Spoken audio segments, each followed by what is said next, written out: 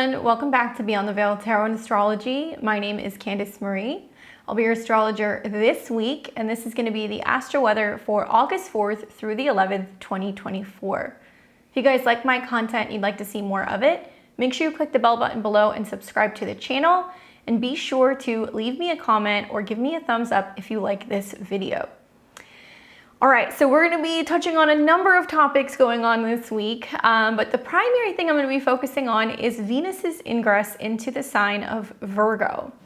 So just to give you guys a brief introduction of what's going to be happening over the next 7 days, obviously Venus will be entering into Virgo. That'll actually be a transit that's going to be taking place from the 4th of August all the way through the 29th. But it's starting this week, and this is really helping us really kind of focus on how to make sense, better organize, and kind of clean up our finances and our relationships. Venus is the planet of love and beauty, so going through this sign, it's really about practicing, showing kind of our appreciation and offering services when it comes to love and relationships. This transit encourages more of a practical expression of love and affection. And it's a time also to focus on self-improvement, wellness, and expressing love through acts of service and gratitude. Now, we're also going to be having a new moon in Leo. You guys are actually experiencing that today on the 4th. Beautiful new moon. If you guys haven't already caught my video on that, please check it out. It's one of the better energies for the entire month of August. And this new moon is really bringing a burst of new creative energy. It's all about self-expression and leadership, and I think it's a really great time for setting intentions and goals revolving around making time for what we love. Now, as you guys know, this week we are also going to see Mercury turn retrograde.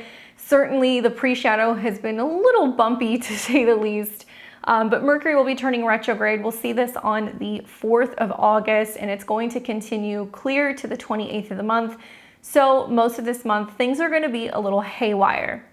Now, Mercury is the planet of communication and technology, and being that it's retrograde in Virgo, it may be impacting some of our health or schedules. This period can also bring misunderstandings and delays, and sometimes some technical issues. So it's a good time to review, revise, and reassess rather than start new projects. This particular shadow is going to last to the first half of September. So I really recommend working with it, kind of making sense of what we are kind of cleaning up or reorganizing in the Virgo area of our chart. So let's go ahead and get into the transit of Venus in Virgo. I want to talk to you guys a little bit about this. Like I said, it will be in this particular sign from the 4th all the way to the 29th of August. Now, if you happen to have Virgo placements, let's say you're a Virgo sun, moon, rising, or if you have personal planets in Virgo, this can be a little sweeter for you, especially if you're natal Venus in Virgo. You'll be experiencing your Venus return pretty soon. But this will also be impacting Taurus and Libra risings because this is your ruling planet, Venus.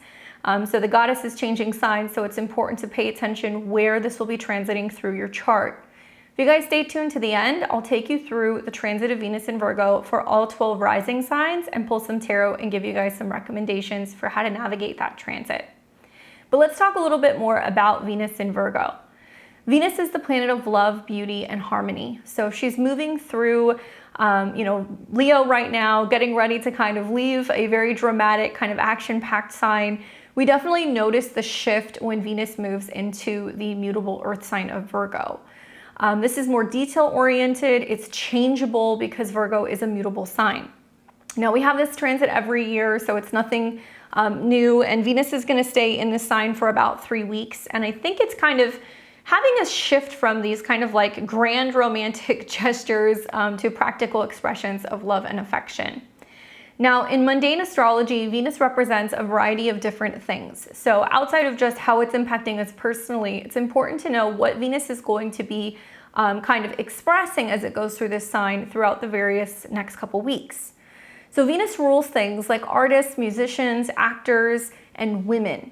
It's also connected to festivals, theater, and entertainment. Venus rules over courtship, marriage, and relationships, and it also deals with diplomacy, peace, and harmony.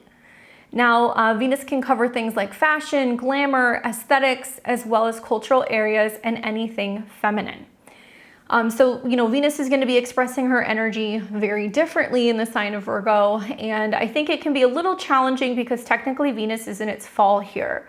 So when Venus moves through the sign of Virgo, it's considered to be in its fall. So this basically means that it's somewhat kind of challenged in this sign. It's more difficult for Venus to show her traditional traits. We're having Venus go through a mercurial sign. So this placement can be harder for us to express our affection or receive love in return, as we may become overly critical or a bit of a perfectionist when it comes to our relationships. However, this transit does offer the opportunity for growth and development. So we can learn to appreciate the beauty in imperfection and find the joy in the small and everyday moments in connection. Now, while Venus goes through this sign on a personal level, I think it's just encouraging us to be much more attentive to the needs and desires of our loved ones. This can be your coworkers because, well, Virgo rules that, your plants that you kind of nurture and take care of, your pets, but all the little things as well that we kind of fail to pay attention to in our day-to-day lives. Venus's emphasis in the sign of Virgo is about expressing our affection through acts of service. So this can be things such as helping with daily tasks, organizing our lives, and paying attention to the little things that make a big difference. Venus in Virgo also brings a focus on self-improvement and wellness. This is inspiring us to adopt healthier habits and paying attention to our diet as well as our exercise routines and everyday acts of self-care. Now I'm going to double down on that because Mercury will be turning retrograde in this same sign. So we're already turning inward and thinking about how we can be better when it comes to our health and our habits.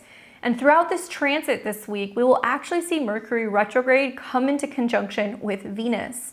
So this is a changing of our mind when it comes to our health and habits. Sometimes a change in our relationships as well. So I do anticipate there's going to be a lot of relationship changes going on here, and we'll talk about that a little bit more when we get into the Sabian symbols. But some of the best ways to work with this Venus and Virgo energy, I think, is just embracing practical and kind of natural remedies. It can also be about nurturing and engaging in acts of service and self-care. We want to practice mindfulness and gratitude. That's a big thing when we think about Venus and Virgo. This is really about focusing on the present moment and the small blessings in all of our lives. This is also about cultivating a sense of order and tranquility by decluttering our physical space and our mental spaces, and being open to learning and growing both individually as well as our relationships. Now, I've said this before and I'll say this again, but just a reminder, guys, with Mercury turning retrograde, coming into conjunction with Venus, not the best time to be undergoing any cosmetic changes, any cosmetic procedures, because obviously we may change our mind. So if you're anticipating doing that, perhaps reconsider, wait till Venus gets into the sign of Libra. It'll be there at the end of the month. It's going to make a beautiful trine to Pluto. And if you guys do feel the need to make any changes, I hope they're not permanent, okay? So just kind of keep that in the back of your mind. Now, when I think about Venus going through the sign of Virgo, as maybe you guys have seen in my previous videos, I kind of take you through the most important moments throughout this transit. So even though they have nothing to do with this week, I would like to show them to you so that way you can kind of make note of them and kind of put them in your calendar, because there are a few pretty significant kind of moments that Venus is going to be having over the next 3 weeks. Now, the first one is going to be taking place, obviously, on the 4th. So we're going to see later in the PM hours, Venus will enter Virgo. So this is going to be later tonight. So if you're like a Virgo rising in particular, this is a really great transit for you. I think also for like Pisces risings, it's going to be in your 7th house. Taurus risings, it's going to be in your 5th house. These can be a little bit easier to navigate. But you'll feel the transit, I think, kind of shift later this evening, and especially throughout the entire week. But the next big moment with Venus is actually going to be on the 19th of August. So it's a couple weeks from now, and it's going to be a part of just post that really big full moon that we're going to have in Aquarius.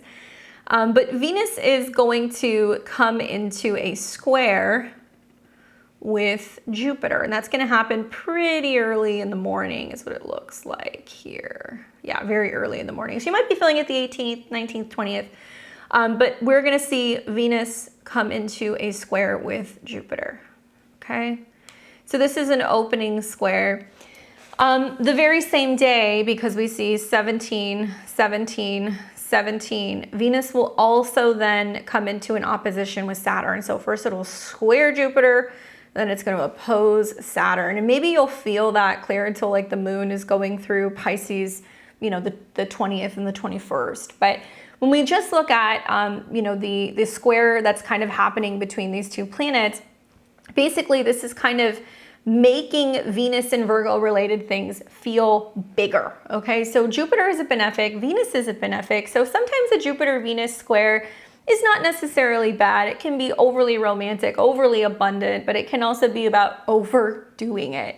And obviously this is happening in mutable signs. So if Virgo is about communication, if Virgo is about you know, the connection to our patterns and our habits.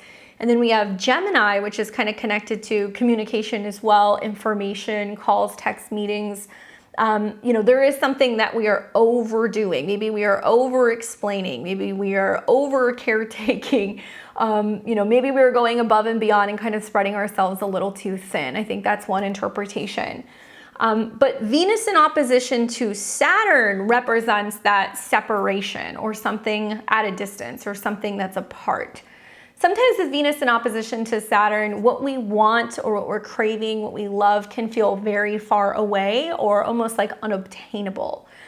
So when we factor all of this together, you know, sometimes absence makes the heart grow fonder, but I feel like that can also really trigger, you know, Jupiter in Gemini, where it's inspiring us to communicate and tell people how we feel. Maybe we are reaching out to people we haven't reached out to in a long time. Maybe we are expressing our emotions and our feelings, but it can also make it more challenging to communicate for some people. They might feel like they have something they want to say or they want to tell somebody, but maybe they're afraid of rejection. So pretty complex mutable T-square that we're going to be seeing taking place on the 19th.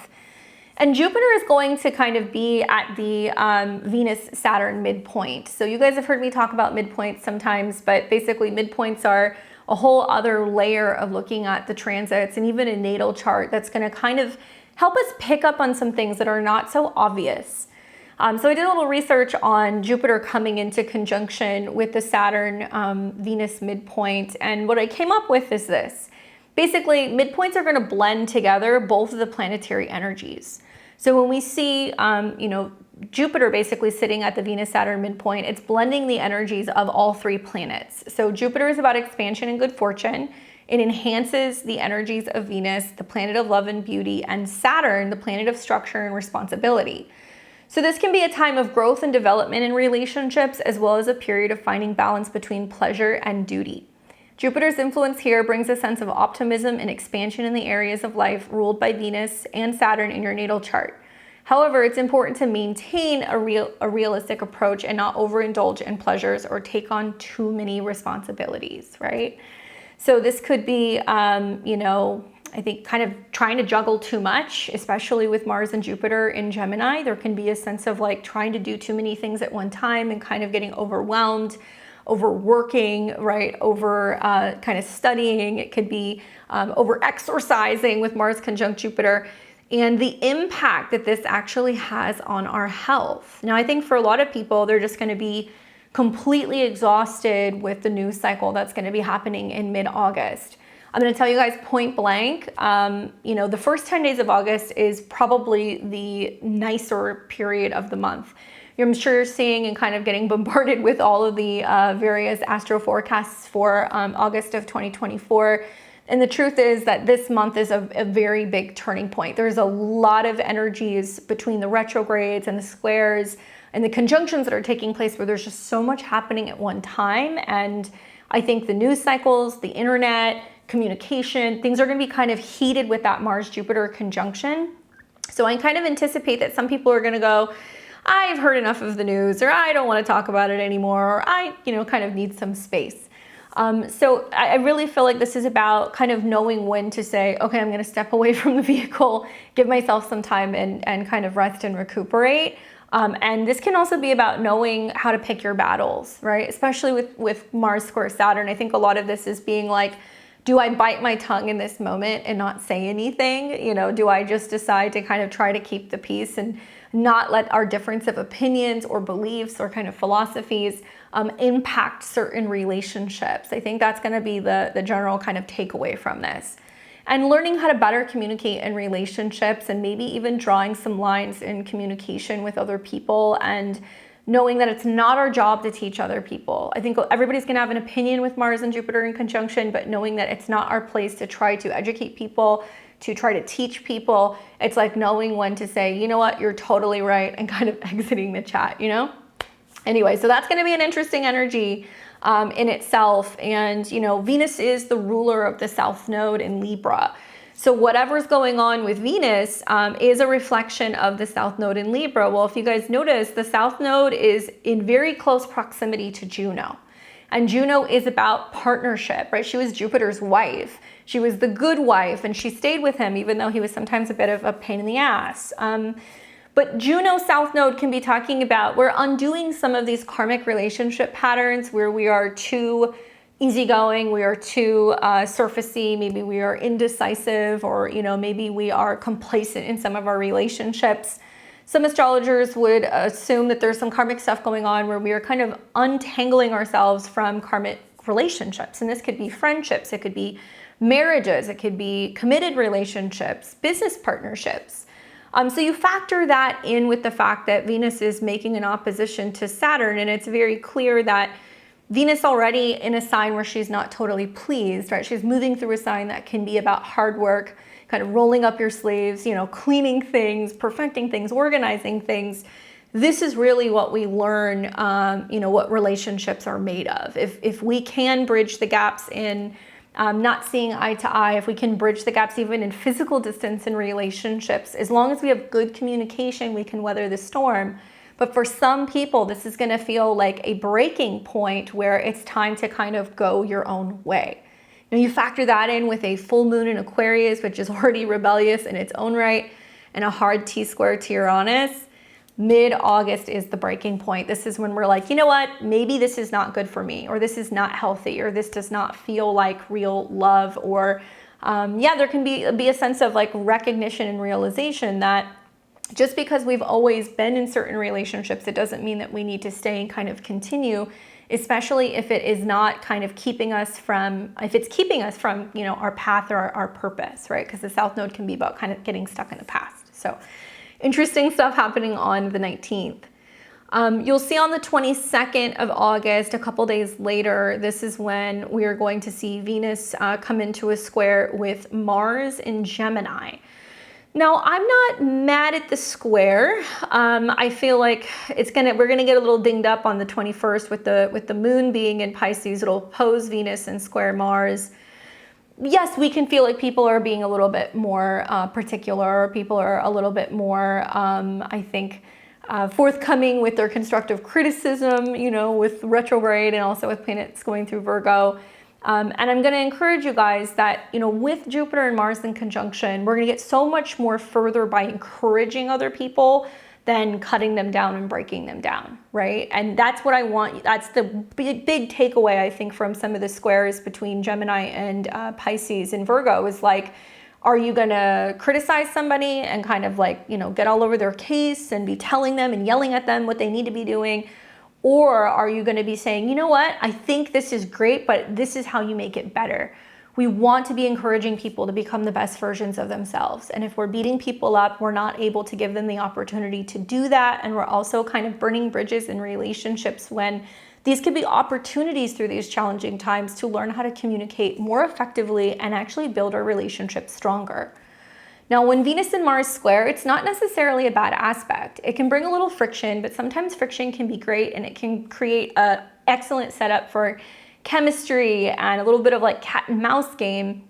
So it's not necessarily bad, but squares are tension. So on the 22nd, when you see Venus come into a square with Mars and Gemini, it creates this dynamic where there's tension between desire for perfection, Venus and Virgo, and the need for variety and change, right? Mars and Gemini. So Venus and Virgo seeks a deep committed relationship built on trust and reliability, and Mars and Gemini prefers a more casual, spontaneous approach to love and relationships. The square can lead to conflicts between these two energies. While one partner may be feeling restricted, another can be feeling overwhelmed by the other's constant need for change. So I really feel like there's going to be some relationships where people are going to be like, well, if you want to change things up, just tell me. Why are you straying from the relationship? Like, communicate and talk to me, you know? So that'll be kind of interesting. Once again, coming off of an opposition to Saturn, I feel like a lot of people are going to be chasing drama and excitement and all kinds of things. But Venus may be kind of feeling like, well, if that's what you want and, you know, what I'm trying to give you isn't good enough, then do I need to kind of step aside, right? Perhaps that might happen. I think to navigate this, I think it's just important to find a balance between our own needs and other people's needs, acknowledge that they're not going to be the same, and try to be as flexible as we can and open to new experiences. I think we can find a middle ground in the square, and it can lead to relationships that can be more exciting and they can be more fulfilling. But we need to be able to tell other people where we need more freedom, or we need to be trying to find ways to create more opportunities to come together and develop kind of like better intimacy, right? All right, so then comes like the integration period. So after we've had some of these oppositions and squares, we're going to get to the 26th of August, and this is where you are going to see that Venus is now going to be in a more harmonious aspect. She's starting to come into a trine with Uranus, and that looks like that's going to happen, I believe, like right around 27 degrees. Let's look. So yeah. So it's going to be late in the evening, early the morning on the 28th, but you'll be feeling it kind of build all the way up till then. So we've got Venus now at 27, which is a Gemini degree. Okay, so this is about weighing our options, choices, you know, things like that. And Venus is going to trine Uranus. So the trine is a more harmonious energy. Still with Uranus, anything goes. There can be shocks, surprises, and changes. But this trine, I think, is a harmonious blend between practicality and innovation, right? So we've learned to communicate what other people need, and, you know, be able to kind of figure out how we can create more, I think, opportunities for excitement and spontaneity. And this gives us the opportunity to really innovate the areas of love, relationship, and finances. So we'll have the opportunity to, you know, like be able to express our own unique individuality within relationships and find a creative way to improve our financial or romantic situation. So because of the tension, we find a solution. I definitely think it's about embracing change and new experiences, especially in our daily routines and our habits. You know, Virgo is about, you know, how we kind of get things done in the day-to-day, how we're managing our schedule, working out, and what we're kind of organizing, taking care of, or cleaning up. And Taurus can be about our food. It can be about our finances. It's our resources. It's our physical things. So, you know, this month we have the Mercury retrograde. If you're looking to find a new accountant, because Virgo can be about, you know, people who offer us services, right? Because you want to make some significant changes to your spending habits or your investment habits, great time to do it. If you're wanting to find a new health practitioner, or let's say a healer, or maybe you're looking to hire somebody to come and help you get organized, great time to do it, because Venus will come in and kind of bring the love and support in that particular area. Also really great for people who want to make dietary changes and you want to have the assistance of another person. It could be a partner, a friend, or even working with a dietitian to kind of help make changes when it comes to what you're eating and what you're consuming. Herbalists are Virgo, so I really like the idea of people looking for natural remedies and treatments for things that they can be aiding if they're wanting to kind of change direction when it comes to their healthcare and how they're managing their habits, right? Great also for getting back and working like with a trainer or with a coach or somebody who can kind of be motivating you to make change. All right, so then finally on the 28th of August, at the end of the month, the last aspect we're going to be seeing is we're going to experience Venus in opposition to Neptune. So really interesting stuff that's taking place throughout the entire transit. We think about how it first starts with a square to Jupiter, where some of these issues feel magnified and we feel like we need to make a choice, or we need to kind of distance ourselves from something or someone, and we're trying to figure out how to do it. And then we see the square to Mars, where there is a little bit of tension and it's kind of pushing us to actually take action when it comes to learning how to communicate or learn new things if we want healthier habits or relationships. And then it ends with Venus coming into an opposition with Neptune at 29 degrees. So the Venus-Neptune opposition, obviously this is a dynamic where there is tension because it's an opposition. So it feels like it's happening from outside of ourselves. When it comes to the desire for perfection and the need to surrender and trust. So Venus in Virgo seeks practical, stable approach to relationships or finances, while Neptune in Pisces at the energetic degree brings a sense of confusion, illusion, deception in matters of the heart. This opposition can lead to conflicts between these two energies, with one person feeling restricted by the other person's need for perfection, and the other person can feel overwhelmed and, they may feel like they're having a difficult time trusting or surrendering to the process. I want to remind you guys also that Mercury is the dispositor for Venus because Mercury rules Virgo. Mercury is also the dispositor for Mars and Jupiter, where we are seeing some of these squares. What is happening with Mercury the entire time that we see Venus in Virgo? Mercury is retrograde, okay? So it means that we are trying to figure out through the retrograde first in Virgo, how do we clean this up? How do we fix this? How do we make it better? And how do I adjust my schedule maybe to make more time for the things that I love or for more creativity, playtime, romance? And obviously through the Mercury retrograde, we're going to see it drop back down into Leo. So it's going to be about creating more time to experience the people that we love, the things that we love, creating more time for romance, bringing kind of the passion back. And it's going to kind of knock into a couple squares with Uranus. So we have to get creative with our date nights. We have to figure out how to have fun without spending a ton of money. We need to create new innovative ways of experiencing pleasure. And I think a lot of it's going to be about not tying our relationships to money and like what people buy us or what grand things they do for us, and really making some significant changes when it comes to our value system in relationships. Get creative with your relationships, right? A lot of people are really kind of feeling it right now financially in terms of, the responsibilities for paying the bills and getting groceries and taking care of kids and paying for medical stuff. Like, I get it. But I think so much of the retrograde Mercury square Uranus is saying it literally takes nothing but effort and a little bit of heart to say, I'm gonna write somebody a really sweet letter, or I'm going to go and pick them some flowers, or I'm going to make them breakfast so when they get up in the morning, they have that nice surprise. Little changes, little acts of love go a long way. And I think it's really about getting creative in how we can kind of express ourselves and our feelings to other people without feeling like we have to have money to do so. So try to think about the things that you could do and all of the things that money cannot buy. I think that's kind of the long and short of it.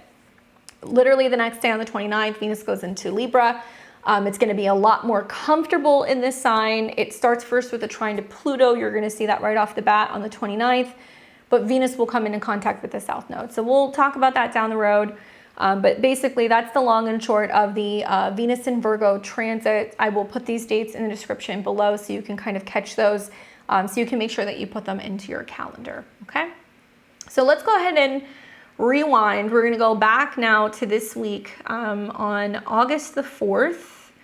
And those of you guys who are watching on Sunday, happy new moon in Leo. If you guys are watching early in the morning, you're just catching it. So let me scroll back a little bit because I believe it was pretty early. Yeah, so right around the time this video is coming out. If you're watching it right when it comes out, you're enjoying your tea or your coffee, happy new moon to you. To all of my Sunday crew, all of you guys who watch, thank you guys. So beautiful new moon, right? This is probably one of my favorite days in the entire month, to be really honest with you. I mean, things are the best of the best the first 10 days of the month. So I recommend making the most of it. This is a very small moment in time of sweetness that we're gonna get. New moons in Leo, right? This is planting new seeds. It's at 12 degrees. This is about creating the vision of the life that we want, getting really, I think, visual. So think vision boardings and dreams and manifestations and visualizations. That's all 12 degrees. This is obviously a new moon that's ruled by the sun, and the sun and the moon are in conjunction. We've got Venus at 29 degrees, so it feels very romantic, very dramatic. But Venus is in conjunct or quincunx to Neptune. So there is some sense of kind of fighting through the fog a little bit to figure out what it is that we want or what we want to create.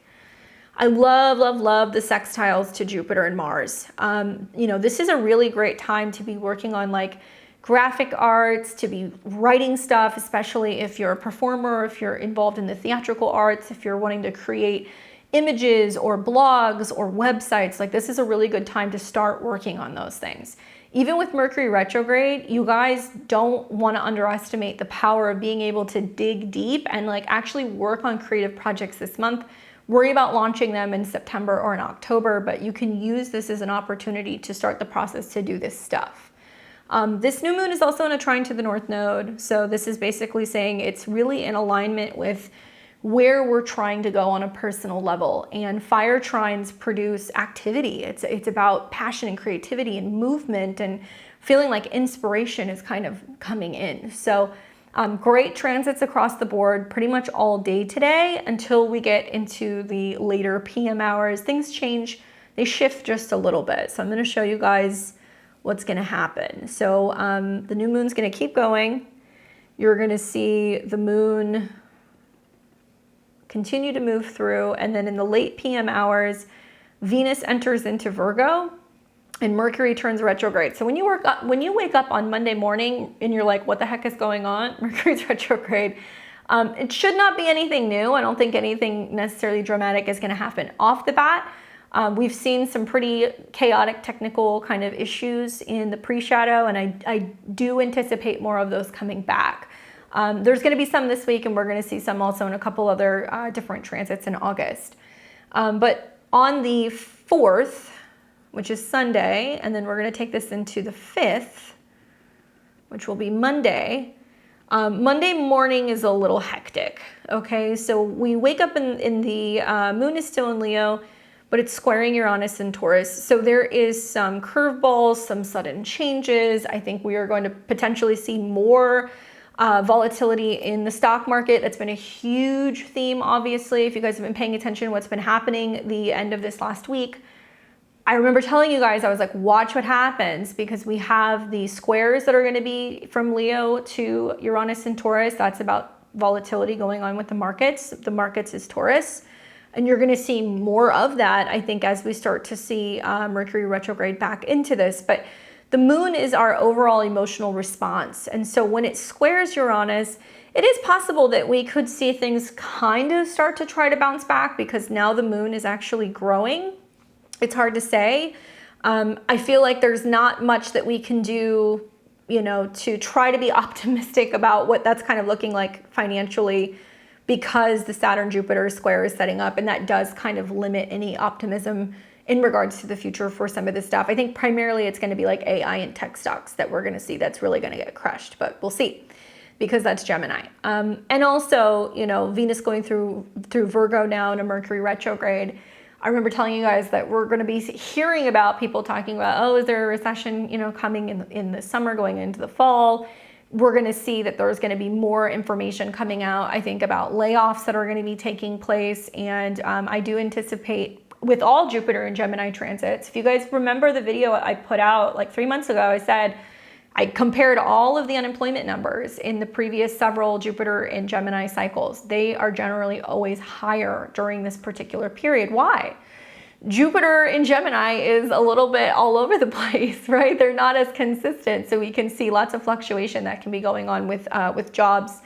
So you factor that in with a square to Saturn, and yeah, you know, this is the karma from the Jupiter-Saturn conjunction that happened in 2020. So now we're starting to see the economic effects, the job effects, how this is going to be impacting the auto and vehicle industries, Gemini. And potentially even like housing issues. But right now it looks like it's going to be more job related, and it's going to be more related to, I think, the auto industry. So I think more of the housing stuff you're going to see later when we see some stuff going on with Mars in Cancer. Anyway, later in the evening, you will see that the moon, here we go. I guess it's technically the afternoon. The moon is going to move into Virgo. Okay, so that's going to be kind of early evening, late afternoon. And I want you guys to set aside some time on Monday. Okay, I'm telling you this now so that way you can either say, okay, I'm going to get home, I'm going to do this, or you can arrange your schedule to make this possible. But tomorrow, there is a really good opportunity, I think, in this. With moon entering Virgo, moon conjunct Venus, we're emotionally in tune to what we need for better health, better productivity, to better manage something. And we will see the moon hit Venus and Mercury, which is now retrograde. Okay, so this is saying we want to get into the emotional kind of state of going, what's most important to me and how can I, kind of pay better attention to this particular thing. So you need to know where Virgo is in your chart. I think this is an opportunity where the positive is that, we could potentially sit down and say, let me make a list of all the things that I need to be better about, that I need to be giving more love or attention to, right? The downside of this conjunction is that we could definitely have some communication breakdown. There could be a sense of having, health issues. There could be more stress or anxiety about relationships or finances changing. And I definitely think there is a theme this week. You'll see this the 5th, 6th, and 7th of potentially hearing from the past. You could have, people calling from the past, reconnecting from the past. There could be a sense of reminiscing a little bit too much on the past. So it's up to you to decide how you want to use this. And you'll see Venus and the moon touch, but remember, Venus isn't totally happy here. And both of these planets are still in conjunct and quincunx Pluto. So there's a lot of okay, if there's fear about what the future holds, what am I going to change and do about it right now? I think I told you guys I've been reading the book Automatic Habits, and what I really like, I can't give you one particular example because there's many, but what I really liked is that in one of the chapters, the author talks about, rather than focusing on what your goals are, focus on who you're trying to become. And when you focus on who you're trying to become, and then you focus on trying to be or act or create habits revolving around how that person would act, and then you focus on your goal, because you have to develop the habits that a person like that would have to be able to have the results that you want. So just using Virgo as an example, if you're somebody who says, I want to be somebody who is more productive, or I want to be somebody who is able to achieve my health goals or my productivity goals, or I want to be, somebody who is seen as is helpful and productive, then you have to create those habits to be able to achieve that goal. So that means that you are going to be showing up, early 10 minutes to the office. You are getting up extra 30 minutes so you're not running late in traffic. You are making sure that you're organizing your home and your workspace, creating those habits to be able to become that person that you want to be able to get the results that you want. Totally rewired and restructured a lot of the things that I was thinking about in terms of the goals that I had, and it's been actually really helpful for me. So I cannot recommend that book enough if you haven't already seen it. But that is such an amazing book for some of these transits, because it's helping you really tend to your schedule and your habits to be able to get the results that you want in anything. This could be relationships, this could be your finances, your health, the list goes on. So make time on Monday to create a little bit of time to make a list of the things that definitely need a little bit more attention. All right, so then this is going to go to Tuesday the 6th. All right, so we'll see the moon come into conjunction with Mercury. So that's why I say it's good for kind of communication and writing stuff down. Maybe make a list of goals and you can come back to it at the end of the retrograde. That's a good idea too. And now we are on Tuesday the 6th. So the moon is still in Virgo. And remember, Virgo is ruled by Mercury, which is what makes this kind of Monday, Tuesday, Wednesday period so potent. So we still have this conjunction taking place. What else is happening on Tuesday? You're going to see that there can be some potential schedule changes, some communication, some breakdown. This is also a time where you really want to pay attention to your health, because Virgo rules these things. Now the moon is going to start coming into a square with Mars, which means there can be some tension between trying to kind of get the details covered, trying to stay on task, and then feeling like there is some outside pressure or need to communicate, or feeling like a little flustered or a little rushed. So that can definitely kind of come up on Tuesday. We're going to see midday that there is going to be some other transits that are going to be happening. So the moon is going to come out of the square with Mars. Okay, so that's midday. And then we are going to see the moon start coming into a square with Jupiter. And that looks like that's going to be happening in the evening. Watch for, kind of getting a little too flustered with being over inundated with information, communicating too much, talking too much. Virgo in the 6th house is about accidents, illness, and injuries, guys. That's just the bottom line.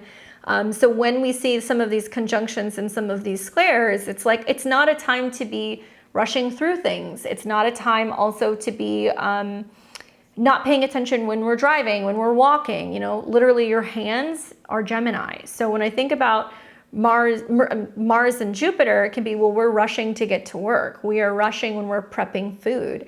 We are rushing through an email. Well, what can happen with some of these squares?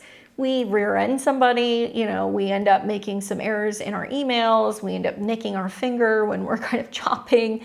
Mars and Jupiter conjunct in Gemini is notorious for nicking your fingers, possibly with some of the squares coming into Saturn, breaking our hands, that there can be some kind of injury that we can be having with our hands. So you really want to watch that as the moon is coming into some of these squares. We can be a little bit more, likely to have some of these kind of accidents, right?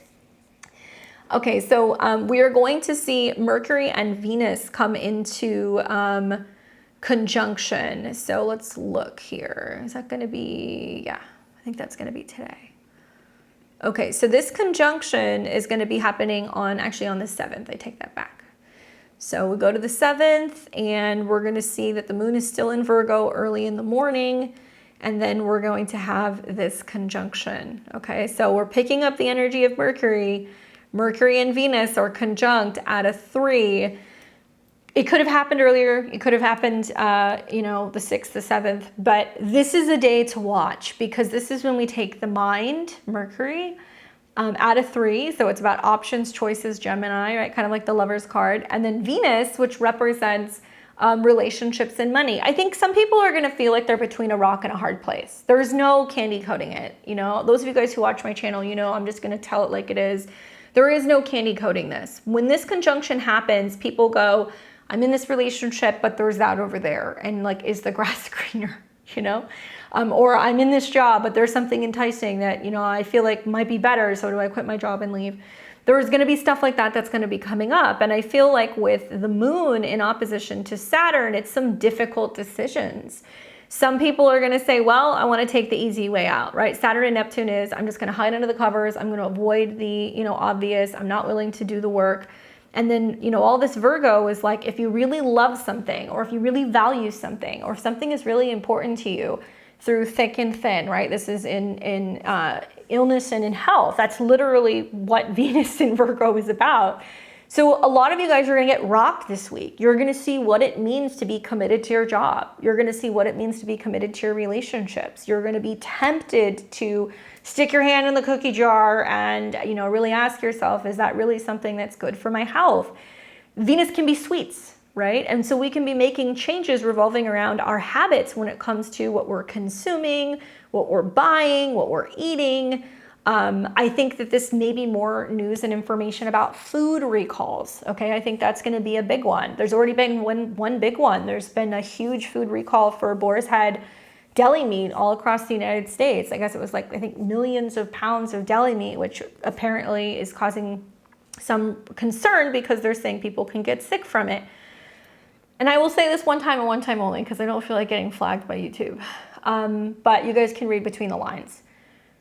Chickens and birds are actually connected to Mercury because they fly in the air, right? And they have a connection also to Gemini. It's more to Gemini, but Mercury is birds. And Mercury is going to conjunct Venus retrograde, which means there's going to be a sense of reevaluating where we stand when it comes to our health, our routines, testing, information, anything revolving around health and illness. And some of us might feel like, what's going on? Is this deja vu? I think you guys are going to hear ramping up health concerns revolving around these things. Now, where are you guys going to see that from, right? You're going to see it from the media, because Jupiter is the dispositor of Mars and Jupiter. So there's going to be some people pumping, you know, the fear stuff like nonstop. You guys are going to definitely be hearing or seeing headlines revolving around some testing or concerns for people while they are traveling or they are flying. And it can be some kind of test that they are recommending that people are taking when they're coming or going from places, okay? And Jupiter is laws, all right? I'm not a doctor, I'm not an attorney, I'm not any of those things. I just read the astrology. But what people want to realize throughout this transit in this next month is that it pays to be prepared. It also pays to be well-informed and to know your rights. I think we're going to see some weird deja vu things that reminds me of like 2020 era, where there could be potentially some scare campaigns revolving around health and illnesses. And I do think that we're going to see some people who are going to be asked to partake in testing as they are traveling. Okay, I'll leave it at that. I think also on the 7th, something else that I would watch for is that, you know, the moon is going to continue to keep moving. So not only does it oppose Saturn, which by the way is in Pisces retrograde at 18, which is about health and illness, and it's ruled, right, by Jupiter, which is conjuncting Mars. So you're going to hear that there's this ramping up issues revolving around traveling or fevers or concerns about people's health and, you know, how that's potentially impacting people who handle food, people who work with animals, school children, like things like that. That's all kind of getting activated for me. And then the moon's going to keep moving, and then it'll eventually start coming into an opposition with Neptune. And I don't think that's going to happen until overnight. Let's read the Sabian symbol here really quick for 3 degrees, because that seems to be important. So we're going to round up because the conjunction is actually going to be, well, hold on a second. Let's make sure here, because it looks like it might be mighty close. Yeah, it's going to be 3 degrees because it's going to be 2 and change. Or is it? Hold on a second. I'm having a Mercury retrograde moment myself. Let's see. Come on. Okay, yeah, it's right there. Okay, so we're gonna read 3 degrees. 4 degrees. So it's 3 degrees. We round up to 4. Okay, so Virgo 4. Remember, rethinking and reworking our mind revolving around who or what we love. What is and is not healthy, right? Okay. So Virgo 4, a colored child playing with white children. The keyword is intimacy. The theme is integration. The symbol speaks to the opportunities for endless varieties of relationships and to respect for personality and the mutual appreciation of difference. The image of a colored child playing with white children focuses on social integration, but it also emphasizes the necessity that man learn to get along with himself as well as others. Individuals often try to suppress or destroy those parts of themselves they can't understand or appreciate and avoid or reject others who mirror these traits. The challenge here is to be able to recapture a sense of wonderment and exhilaration that children experience when they discover something unique or different and learn how to use it effectively. Every characteristic of man, every individual has a role to play in the overall scheme of things. Nothing is truly foreign except it hasn't been experienced or its purpose yet recognized. At its highest, the symbol represents openness and receptivity, experiencing the unknown or unfamiliar, a keen understanding of value and variety. Watch for prejudice and lack of self-integration. The accent is on integration and the emphasis is on cooperation and valuing the difference in others, rather than attempting to artificially blur the lines in distinction and sacrifice of individuality in order to achieve a surface harmony. Your greatest advantage lies in finding ways to adjust to unfamiliar situations and people whose ideas may be different from yours without suppressing your own identity in the process. Be proud of who you are. Guard against intolerances or failing to respect others' right to form their own opinions, to decide for themselves, and how to live their lives. Stepping stones is openness, integration, receptivity, acceptance, mutual appreciation, trust, intimacy, friendship, understanding, tolerance, difference, distinction, and variety. I think a lot of this just boils down to learning to love and accept other people regardless of their background, where they come from, and not having a sense of like prejudice against certain people. right? And it's hard right now with all of these oppositions and squares. My interpretation is that there is this weird need to be super heavily focused on identity and identity politics, whether it's gender or if it's your race or your religion. These are all mutable sign things. Religion is Pisces, right? I think identification is more Mars, and Mars and Gemini is people talking about how they identify. And Virgo is kind of being like, well, you know, what difference does it make? How good can the person do the job? You know, I think we're kind of getting lost in this swarm of being so focused on these topics and being very divided when it comes to gender-related matters, when it comes to religion-related matters, when it comes to racial issues. At the end of the day, we're all the human race. And I think that we're losing sight of that. It shouldn't be about, you know, somebody's skin color. And I know that that sounds like crazy, but it should not be about this right now. And I think that we're going to see with the retrograde that there's more of a need to learn to love and appreciate other people, other backgrounds, other cultures, and also acknowledge that we may come from different places, we may come from different upbringings, we may have different beliefs, but that doesn't mean that it should impact our relationships and our ability to have diplomacy and work together. That is the focus right now. I think this talk of racial issues is really just creating more problems than there needs to be, and I think it's also perpetually being fueled so that way there is more division, right? Really, that's what it comes down to it. Anyway, that's my hot take on that. And it's going to be interesting because there's going to be a lot of this talk and discussion. I mean, quite literally, that's been the debate all week long. Everybody's been, you know, talking about Kamala, and I'm not talking about her politics or anything. There's been this back and forth, you know, talking about her race and her background. And it's fascinating to see previous interviews of her, you know, I think it was with Mindy Kaling, is that her name? You know, talking about the pride of being Indian and cooking Indian food and, you know, talking about her heritage, and then photos of her popping up from, you know, her relationship with her family. I guess her dad, I believe he's like Jamaican, her mom's Indian. And so she's always, you know, there's all these headlines that were kind of priding her on, you know, being somebody who's in politics, who has this Indian heritage.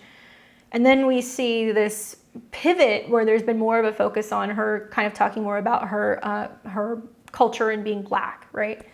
And everybody wants to kind of go back and forth and they want to talk about it.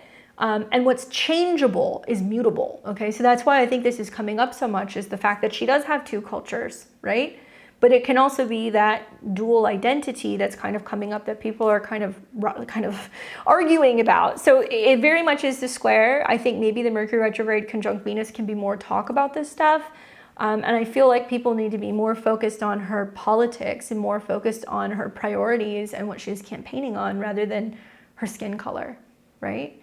And people are so quick to want to talk about her background and, you know, oh, well, she used to be this or she used to be that. And I think that there's going to be some people who may be on both camps when it comes to her kind of her background that are going to have something to say about it. That's what I'm thinking, because Mercury retrograde conjunct Venus could definitely be about these things. So we'll see.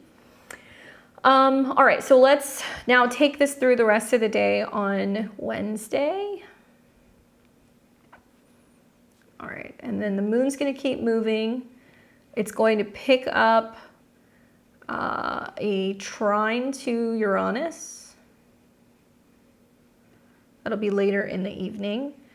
And we're also going to see on Wednesday a Sun sextile Jupiter. So this is a nice aspect, Sun sextile Jupiter. Being more communicative, willing to kind of move around, learn, share, communicate our talent. You know, kind of being in the spotlight, being a little bit more daring, a little bit more kind of communicative. This is a Gemini degree. This is a Gemini degree. This is a Gemini degree. Wow, there's going to be a lot of, I think, people speaking out and being very creative or very persuasive, right? That's kind of the vibe that I get on Wednesday.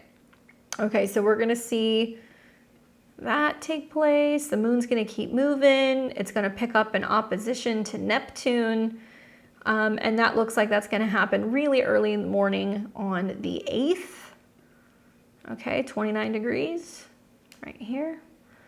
And then when we wake up on the 8th on Wednesday, the moon is in Libra. So it's going to be putting an emphasis on relationships, harmony, diplomacy, beauty, art, love, all that stuff. And so right off the bat, the moon's going to trine Pluto. So there is a major emotional transformation. There is some sense of support from the collective. There is some support from friends and networks. And this is a great time to be kind of going like, okay, I am willing to reach out and connect with people.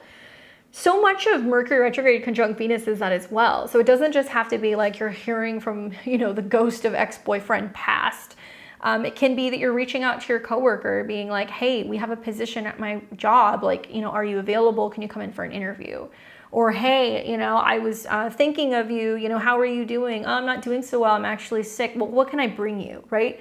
There is this sense of being given an opportunity to really kind of step up in our relationships on Thursday. And I think with, the moon in Libra, we're still very much feeling the Mercury-Venus conjunction where we've been changing our mind about our health, habits, relationships, and finances. We're feeling the effects of that very much so.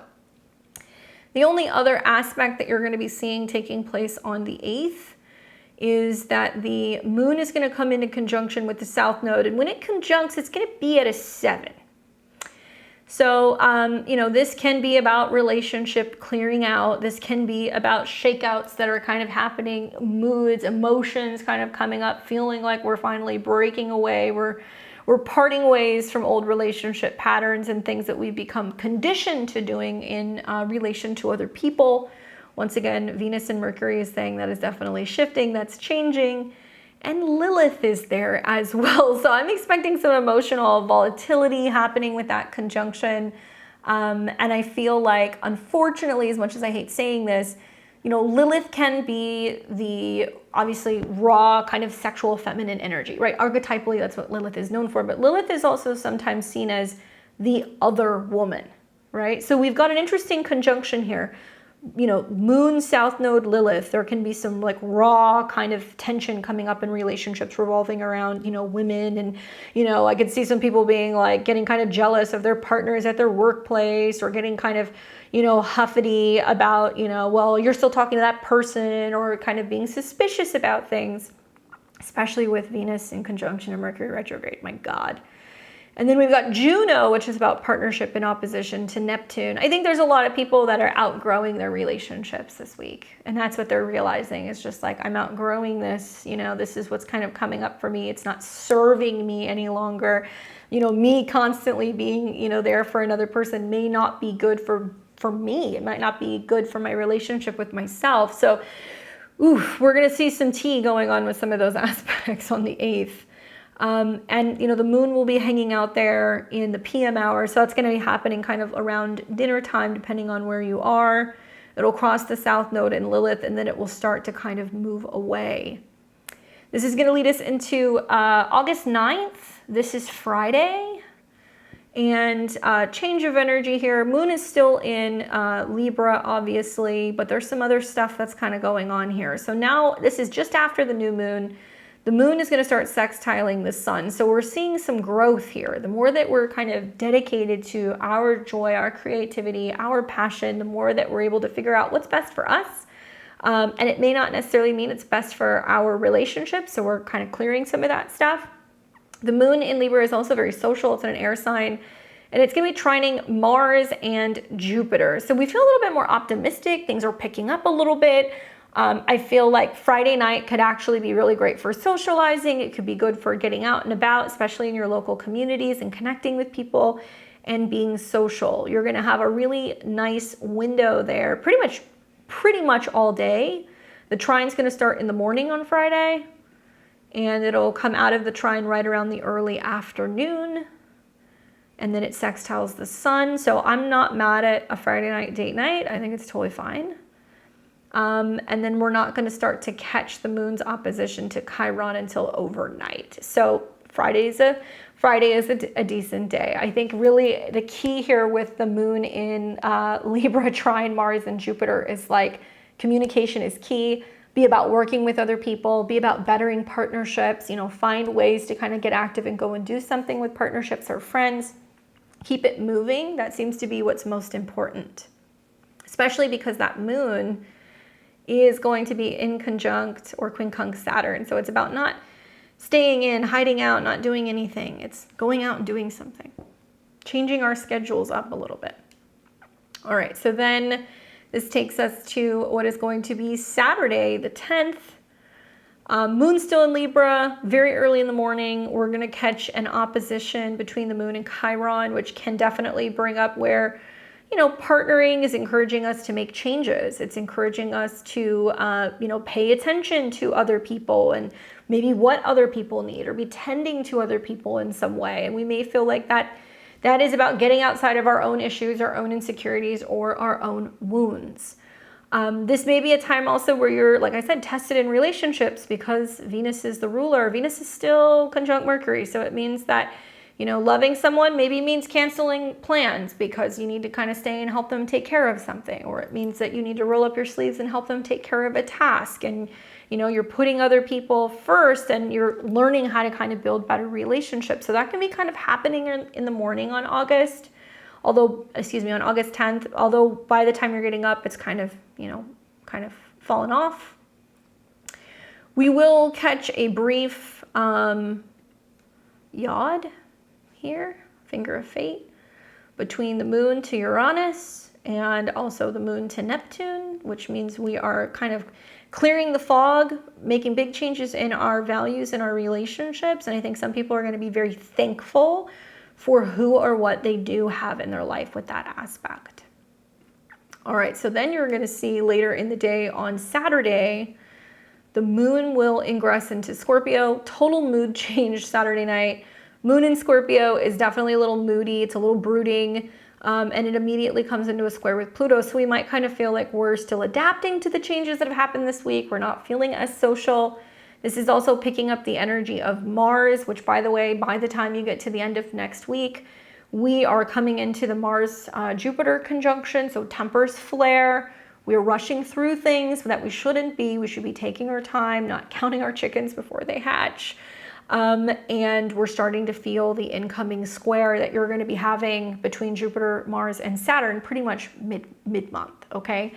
So, you know, Saturday night is not as social. Saturday night feels more like we're adjusting. The positive, though, is that as the moon goes through Scorpio, you know, it is sextiling Mercury and Venus. So it's not a bad time for like detoxing, clearing, cleansing, organizing, you know, decluttering, purging stuff, like getting through the muck. So if you're wanting to do that figuratively or literally, you can. So I think a Mercury retrograde in Virgo is an excellent time to be like, let's clean, organize, label everything, and declutter. That's just me personally, especially with Venus being there. But it's more about, let's get rid of excess sweets in the house. Let's get rid of excess spending and things that we don't need. Let's trim the fat in our budget. Let's get, you know, better when it comes to our health and our habits. And this can be with people. So an accountability partner, a health coach, a spouse, whatever. You guys can, you know, kind of do that together. But yes, Saturday night to me feels a little moody because we don't have much going on other than that moon square Pluto and the moon sextile Mercury and Venus. So we're adjusting. And then this is going to bring us to Sunday, August the 11th. And when you wake up in the morning, the moon is still in Scorpio. Okay, it's not really doing much though. Moon's not going to make too many aspects. You're going to see eventually there will be a trine to Saturn later in the day. And you're also going to see that it is rubbing up against an inconjunct to Mars and Jupiter. So we kind of feel like there's something brewing, conversations we need to have, kind of feeling edgy. And we're like, do I say something or do I bite my tongue? And as we're coming into late Sunday, going into Monday, we're going to be experiencing the first quarter square, which will be from that new moon that we had today, if you're watching on Sunday. So let's watch what the moon does. So it's going to start coming into an inconjunct with Mars. This is going to be in the PM hours. Okay, and then overnight going into Monday, it will trine Saturn, right? So Sunday is kind of like a whatever day. I think the only thing that I would say while the moon is in Scorpio is that this is about releasing fears. This is about letting go of things. And I love, if the moon's in Scorpio and Mars is in Gemini with Jupiter, we are making a list of all of the things that we're ready to cut out, all of the things that we're ready to kind of clear out. Maybe we're becoming more aware and conscious of our blocks. And in order to do that, we have to kind of get it out on paper. We have to talk about it. We have to clear the air. We have to become motivated to actually make the change, right?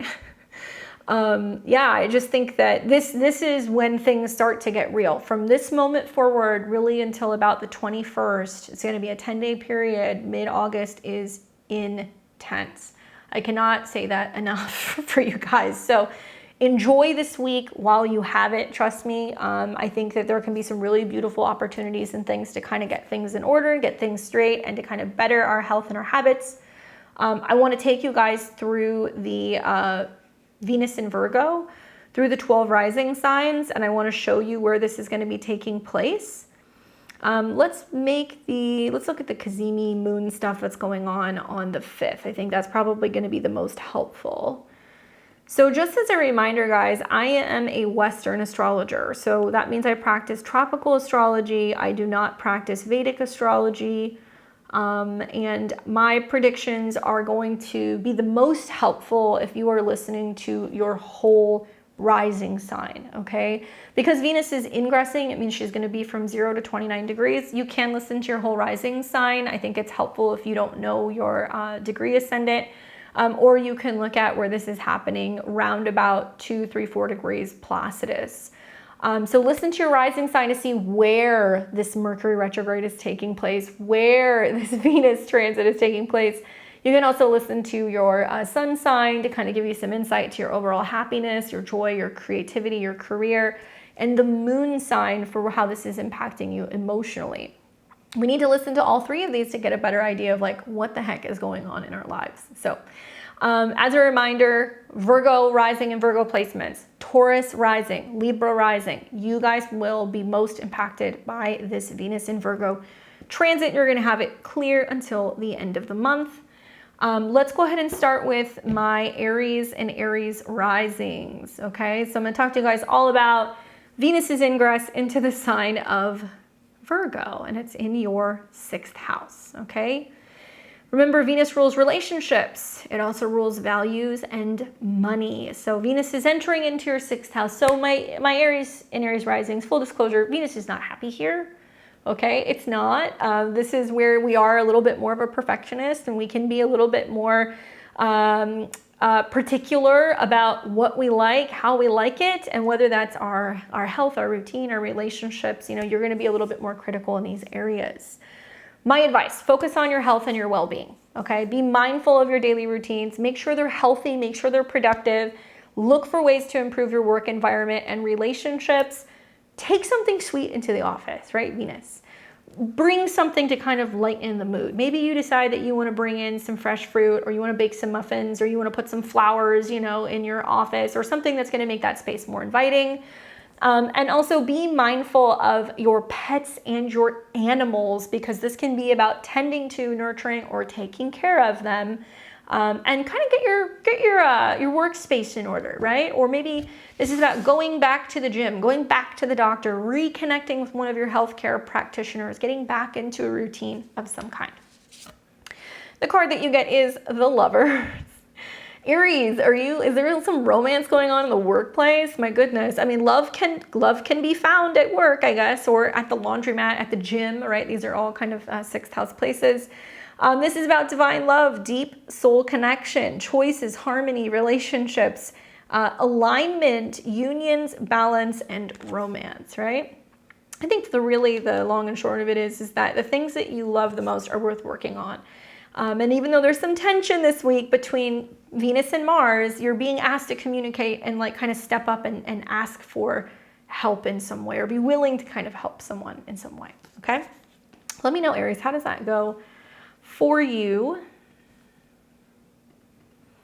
We've got Taurus and Taurus rising. What's going on, my Tauruses? Well, you guys are ruled by Venus, okay? So this is going to be impacting you a little bit more than some of the other signs. Good news is, you know, Virgo is a fellow sister Earth sign. So it's going to be trining your sun, moon, rising at some point, right? So when we think about Venus going through the 5th house, this is about romance, this is about dating, this is about younger people, creativity, beauty, children, right? And you have got a Mercury retrograde going on here as well. So there is something that you're re-evaluating about your 5th house stuff. It could be investments, it could be a creative project, it could be reconnecting with an old flame, something like that could be happening. So number one, focus on your hobbies, your passions, and your creative pursuits. That's my advice for you. Be mindful of your romantic relationships. Make sure they're fulfilling. Look for opportunities to express your creativity and have some fun, and be mindful of your children or any children that you have in your life, because I think this can be kind of coming up. And obviously Venus also rules your 6th house. So this could be about the health of a child or a younger person or a romantic person. That could be kind of the theme of this particular transit, okay? Obviously with Mercury retrograde, you're kind of maybe reconnecting and your values are changing, revolving around your romantic relationships or even your hobbies. The card that I get for you is the Strength card. Great card, especially in the 5th house.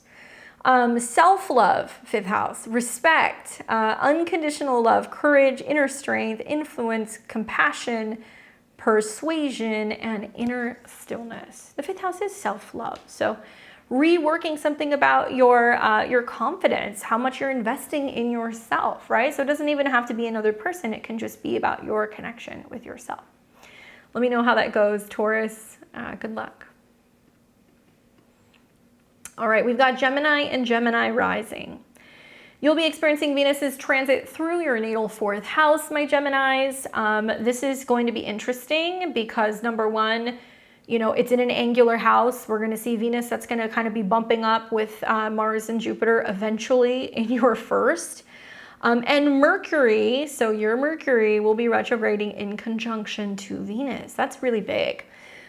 So first of all, 4th house, right? This is your home, your family, your roots, your past, your private life. So you're focusing on bringing more love, beauty, and attention to these things. Be mindful of your living environment. Make sure it's conducive to your well-being. Look for ways to improve your relationships with family members, and be mindful of your emotional needs and make sure they're being met. Geminis. I'm like looking at Virgo. Geminis, listen to me, okay? Now is not the time to refurnish your house because Mercury is retrograde here. Now is not the time to be, you know, putting up a bunch of paint or wallpaper or anything like that. Now is the time to be very, very particular about this stuff. Don't be purchasing anything. If you do, save the receipts. Be careful of documents and things that you're signing with buying homes, leases. You may be reconnecting with, you know, a relative or somebody that you haven't seen in a while, right? You may be reworking a space in your home for creativity because Venus rules your 5th house and your 12th. So it might be that you're taking more time to kind of work on something you're crafting, and you're creating a space in your home to do that. But there may also be a romantic person kind of coming back from the past, or a child coming to visit that you haven't seen for a while, or reorganizing, you know, a room in your house. That's kind of the feeling that I'm getting. All right, let's see the card that you get. You get the 8 of Cups. I feel like this is about making peace with the past. I feel like this is about letting something go and knowing when it's time to leave. The family party, the living situation, the relationship. This is about moving on. This is also about feeling unfulfilled in certain situations, abandoning, walking away into the unknown, letting go, searching for truth, and leaving. So are some of you guys moving? I know Mercury is retrograde from your 4th to your 3rd house. Are you moving, or are you changing direction with what the plan is for your living arrangement or your family or your home? Whatever it is, you're ready to kind of let it go, okay? Good luck, Gemini. Let me know what happens. All right, we've got Cancer and Cancer rising. You guys will be experiencing Venus's transit through Virgo in your natal 3rd house. For you guys, this is going to be taking place in an area that's about communication, learning, vehicles, neighbors, things like that. Venus rules friends, right, and networks, and Venus also deals with home and family, okay? So as Venus moves through your 3rd house, there's also a Mercury retrograde going on there, right? So this is about focusing on communication and networking. I would say be mindful of your words and the way that you express yourself. Look for opportunities to learn new things and expand your knowledge, and be mindful of your relationship with your siblings or neighbors. You are the moon. So the fact that the moon's going to hit Venus and Mercury, it does make me feel like this can be about an exchange that you have with a female sibling or relative. It can be an aunt, right, or a cousin, or a female neighbor. And it can be about a party or a gathering or a get-together of some kind, some family gathering or get-together. There can be a sense of like not seeing eye to eye about something, but it may actually directly include you, or you might get some kind of contact from one of your female relatives, and they might be communicating and talking to you about a situation that's going on involving the family. Remember, Venus isn't happy here, so there can be something going on where you're like, do I get involved? Am I the middleman? You know, what do I do? So pay attention for some of those messages. And I feel like as the moon starts coming into an opposition with Saturn later in the transit, particularly right around the time of the conjunction, it may mean that you're choosing to distance yourself from someone or something, or you're choosing to be like, I'm not going to respond to this. Okay, so let's see what the cards say for you. Cancer. The card that I get is the Four of Cups. Why do I get the feeling it's about somebody feeling left out of a situation? Contemplation. This is about feeling like you're reevaluating something, feeling unfulfilled, missed opportunities, indifference, disconnection, and feeling a little melancholy. Okay, it doesn't have to be you. It could be somebody else who's feeling this way. But I do feel like this is going to be about feeling like you're missing out on an opportunity, or you're kind of disconnecting from something, or maybe you've been feeling this way and you're choosing to reconnect with people. Reaching out and kind of bridging the gaps in communication can definitely be a theme with this transit as well. Good luck, Cancer. All right, so we have got Leo and Leo rising. You guys are going to be experiencing Venus transiting the sign of Virgo through your natal second house. Now, Venus rules your third house of communication, learning, vehicles and gadgets and siblings, and it also deals with your 10th house of career, reputation, and your business. Okay, so Venus through the second house, honestly, it's a good transit. It's your money house. So when you have Venus go through the second house, there is more focus on your finances and your material possessions. But keep in mind, there is a Mercury retrograde going on here. So you're reassessing your money, your spending habits, what you have, what you want to get rid of, right? This is also a time where you want to be mindful of, how you're investing your finances or your time. Are you investing it wisely? I recommend looking for ways to increase your income or find new sources of revenue, and be mindful of your self-worth and your value. Now, Mercury represents your friendships or your goals, and it also has connections to your resources. So as Mercury goes retrograde, I would say be careful. There can be almost like a style change or an investment in something that you're like getting that you may change your mind on, where you're like, oh, my friend bought this thing and like I want it too. And then you get it and you're like, why did I pay so much for this, right? Save the receipts, save the tags, trust me on this. And now is the time to be really careful about how you're investing in travel, gadgets, or items, okay? These are things that you want to be mindful of. And it could be like, because Venus rules the third house, watches, rings, cars, computers, it's like you might buy something and then realize you get a better deal on it in the future. Or you're like, you know what, I'm not gonna buy it now. I'm gonna wait till Black Friday or something like that to be able to kind of buy some of this stuff, okay? Card that I get is the Devil. So for me, this is really triggering that Saturn aspect. And Saturn in the 8th house might feel like you're being limited, or you're not being given what you need from other people, or you don't have the financial access, or maybe you can't continue to put it on the credit card, or, there is something revolving around other people's resources. This is about blocked energies, obsession, attachments, addiction. It can be about feeling limited, stuck in the shadow, materialism, and also like greed, right? So Saturn rules relationships. So there can be a sense of like somebody being like, yeah, I've got it. And then you realize like they don't got it and you have to pay for it. And you're like, why am I the person covering it? Or there could be a sense of feeling tempted into trying to buy things that you can't afford. And then there is some kind of mix up or something going on with the finances. I would say a retrograde in the second house is a time to let things go. It's like, what can I sell? What can I get rid of? I'm going to make space for something new. And in order to bring new things in, you have to kind of go through that decluttering or that reorganization process. So focusing on freeing yourself of feeling like you need all of the things seems to be the focus here. Good luck. Simplifying, that's the word that comes up. All right, we got Virgo and Virgo risings. Obviously, I'm curious to see how this works for you guys. You'll have to let me know. There's a lot going on with the mutable signs. So, you know, Gemini, Virgo, Sag, and Pisces, guys, mid this month. I know a lot of you guys are feeling the pressure with some of the squares, so just hang in there.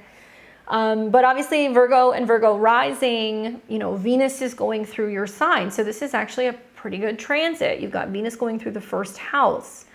Now, Venus rules money, resources, self-esteem, personal possessions. It also has connections to philosophy, belief, travel, and education, right?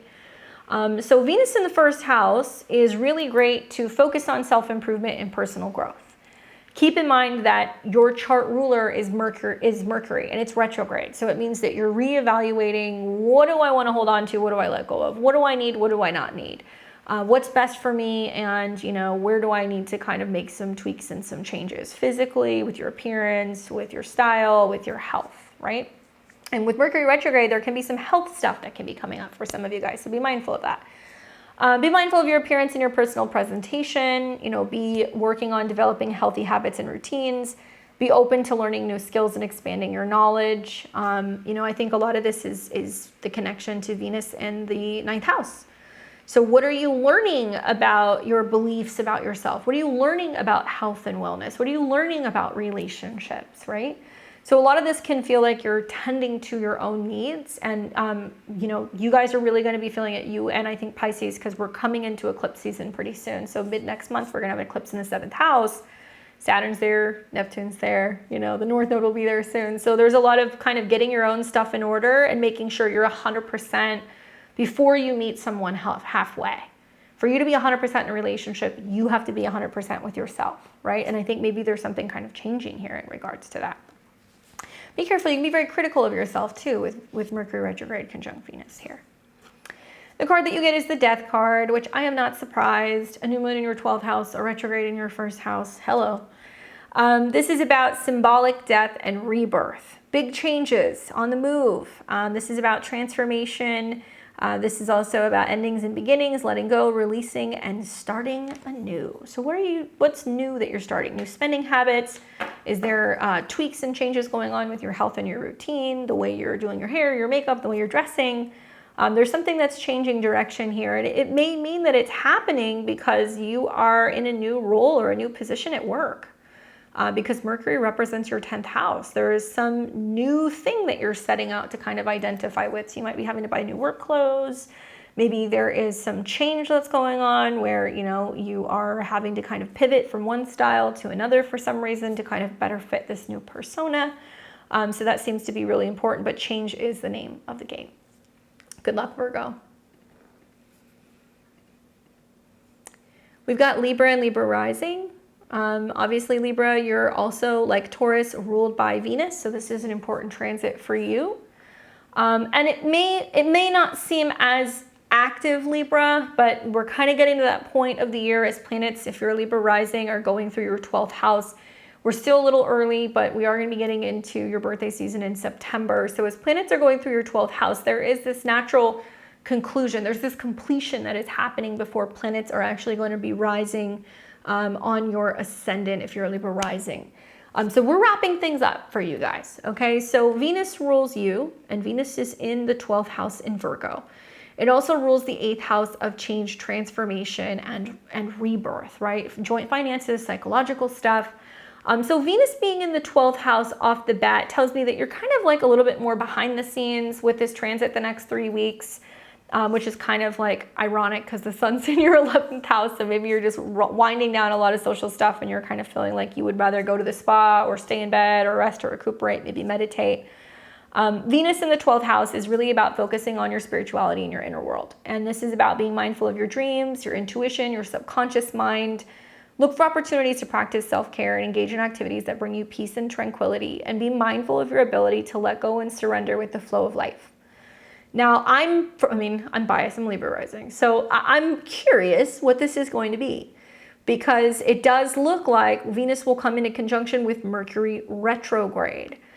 Mercury rules your 12th house, it rules your 9th house. Perhaps you have some vision, some dream. There's something that comes to you in a meditation about what you need to be changing, about the direction where you're going with a trip or a book you're writing or a course you're teaching or something that you believe in, or some kind of mystical or spiritual experience that you may have. That's the vibe that I'm getting. But this can also be with Mercury retrograde, Libra risings, pay attention to your health.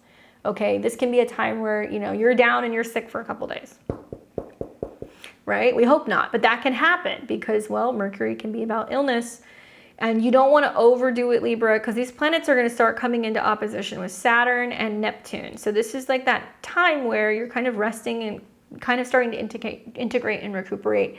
And your sleep schedules may change here. So you really want to pay attention to that. I cannot tell you, like, meditation can be so helpful with this transit. You get the Hierophant. That's an interesting card. I wonder if that's about reconnecting with a mentor or a teacher or a guru, somebody who can give you some kind of connection to faith or philosophy. It could be a priest, it could be an intuitive, it could be, you know, a mentor of sorts. But this is about spiritual wisdom, religious belief, traditions, convention, conformity, education, knowledge, and belief system. Are you going back and studying something you once studied? Are you returning to a place that you have visited once before? Are you going to a healing center? Are you learning something about breath work or meditation? Like, that can be really helpful with Mercury. Mercury's the lungs, right? And the mind. And learning a new technique that can be really helpful in shifting something about your perspective, perhaps. The teacher might appear. Jupiter is in your 9th house. Good luck. We've got Scorpio and Scorpio rising. You guys will be experiencing Venus's transit through your 11th house. And obviously for you guys, Venus rules the 7th house of committed relationships and other people, your marketplace. It's also about support that you get from other people, one-on-one relationships, and it's also about the 12th house of the subconscious, what's hidden and kind of behind the scenes. All right, so Venus moving through your 11th house, Scorpio, is going to bring lots of opportunity for socializing, connecting with other people. It's about your friends. It's about your social networks. Venus being in the 11th house means that if you're single and you're looking to meet somebody, you're going to meet them in a group somehow. It could be a group chat room or some kind of thread that you follow, some online, you know, group that you're a part of, at a party, at a gathering with, you know, people who might be health-minded, or maybe some kind of group fitness class or something that's kind of connected to wellness, or even like a party that you go to, okay? You really want to be mindful of your interactions with others and make sure that they're supporting and uplifting, and look for opportunities to join groups and organizations that align with your interests, and be mindful of your hopes and your aspirations for the future, because that's the 11th house. Now, when Mercury is retrograde, you may be hearing back from friends and people you haven't heard from a while. You might hear from a female friend you haven't connected with in a while. And that conjunction means that you can be bringing people kind of back into your orbit that, you know, if you've had a falling out, you can kind of smooth it over. This can also mean, because the 11th house is the romantic partners of other people or the kids of other people, that your friends might be complaining about their kids a little bit more, or, you know, their love life or something that's going on with, you know, their hobbies that they're kind of working through, and kind of asking you maybe, what do you think, right? Especially because Venus is going to square Mars. So it is possible that there can be a sense of them asking you for your opinion and how to kind of like navigate some of these changes that they may be having in some areas of their life. And I think with Venus's connection to the South Node in the 12th house, it can also be kind of bringing up some unknown things about other relationships that you didn't know, or things that other people are kind of going through that you weren't quite aware of. Okay. The card that I get is the Three of Cups. I didn't want to go here, but ugh. So the 11th house is notorious for the romantic partners of other people, right? It's 5th house from the 7th. And so if you're not in a committed relationship, if you're just kind of seeing somebody, or you're filling it out, or you're just like dating, a retrograde in the 11th house with a conjunction to Mercury can be where you're like, are they talking to somebody else? You know, or like, I met this person, we hit it off, but then like they're still on the, you know, the dating app, or like something like that can kind of come up. Three of Cups. So this can be threes of crowds energy. So there could be an other person kind of coming in. I had a feeling, but the card confirmed it. So, okay, celebrations, friendships, collaboration, community, support, circle of support. Yeah, I mean, it is possible to kind of go to a reunion party or connect with people you haven't seen for a while, and it can be amazing. But remember, Venus rules your 7th, and it's fall, so it's not happy. So there can be some reconnections with people, and they're like, you know, why did we stop talking? Or like, where have you been? or what's going on. So be mindful that that's kind of in the skies, okay? Oof, Scorpio. Let me know. Hopefully it's a good reunion. All right, so we've got Sag and Sag rising. Man, Sag, life's about to get really loud for you. You were the Lone Ranger where you have all this action in the other angular houses. How are you doing? All right, so you're having Venus entering into your 10th house, okay, which is good. Venus is a positive planet. Venus brings love, harmony, and beauty. So it's going into your 10th house of career, reputation, and work, okay? Venus rules your groups, friends, and kind of networks. It also rules your health and your habits and your routine and work. And, Venus will be going through the 10th house. So one thing to think about is while this particular transit is kind of taking place, let me scroll up to you, sorry. This is going to be all about your public image, focus on your career, your relationships with superiors or bosses or people at work. Be mindful of your professional reputation and make sure it's aligned with your values. Look for opportunities to advance your career and take on new responsibilities, and be mindful of your relationship with authority figures. Okay, so this can be parents, this could be, higher people in society like cops, judges, people like that. But it can also be about, just like there's more eyes on you basically when there's planets kind of going through your 10th house. Now, it will come into conjunction with Mercury, which is retrograde. Mercury rules your relationships, okay? And it also, obviously deals with your career. So for a lot of Sag risings, there is either a job or status change that's going on, or there is a relationship status change. And it can be you're going from single to being engaged, or you're going from being partnered for 20 years to telling everybody you're single. You were an employee for so long, now you're your own CEO of your own business. There's something changing here about your marketplace and how people see you, right? But when Mercury retrogrades here, there is some kind of miscommunication or breakdown revolving around your work or your job and your schedule, right? And your collaboration with other people. So maybe you're juggling more than one job, or you're trying to go back to another job, or I don't know, there's some tension here though. And you're going to see this especially because, Venus is going to start coming into opposition with Saturn. So you're getting pulled between work and also home responsibilities. And it's going to square Jupiter and Mars. Here's the silver lining.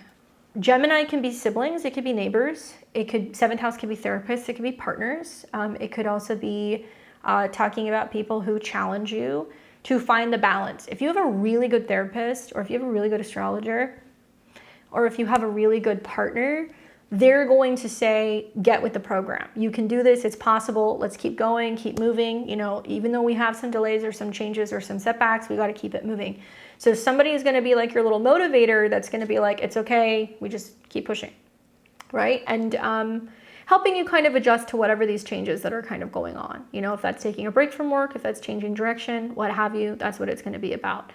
And I would say for a lot of you guys, if you're wanting to change jobs, launch new things, like wait till after the new moon in Virgo. Wait until Mercury goes direct. Wait till you get to the new moon, where we have some better aspects in the skies, because now everything kind of feels like it's in flux. And as these things move through your 10th house, it's squaring a bunch of stuff. And when you have a grand fixed square in your chart, which you will, because you've got Saggy somewhere, the wheel of the chart turns, right? I think about when I had Jupiter in my 7th house, and I had Saturn that was going through, was it Saturn? I don't know. I think it was Mars. Mars was going through my 7th house, and I had Saturn in my 4th house, and then I had a Mercury in my 10th, retrograde in my 10th house. It was the same thing that you're having. And that was when I was like, that's when I reconnected with my husband, ended up moving, my status changed, and then it ended up propelling my work in a completely different direction. When it was happening, I was like, oh, this is chaotic, but it ended up being really good. So all of these changes all impact each other. So be open to some of the changes with work and relationships is my advice, okay? All right, let's give you a card. You get the Nine of Cups. See, what did I tell you? It's about having a supportive partner, right? It's somebody who's like, I got you. So this is about somebody who creates with you. It's about romance, somebody who really understands what you need. They're imaginative, sensitive, diplomatic. They're a mediator, a negotiator, and very graceful. So it could be a water sign. It could be a Pisces, Scorpio, or a Cancer, or somebody who just kind of embodies that energy that's just like, let me work with you, like let me help you, and in tune to your emotional needs. Let me know how it goes, Sag. All right, we've got Capricorn and Capricorn rising. You'll be experiencing Venus's transit through Virgo in your natal 9th house. And this is in a fellow earth sign, so it's good for you, Capricorn and Capricorn rising. Venus has connections to your 10th house of career, reputation, and status, as well as your 5th house of creativity, romance, and children, okay?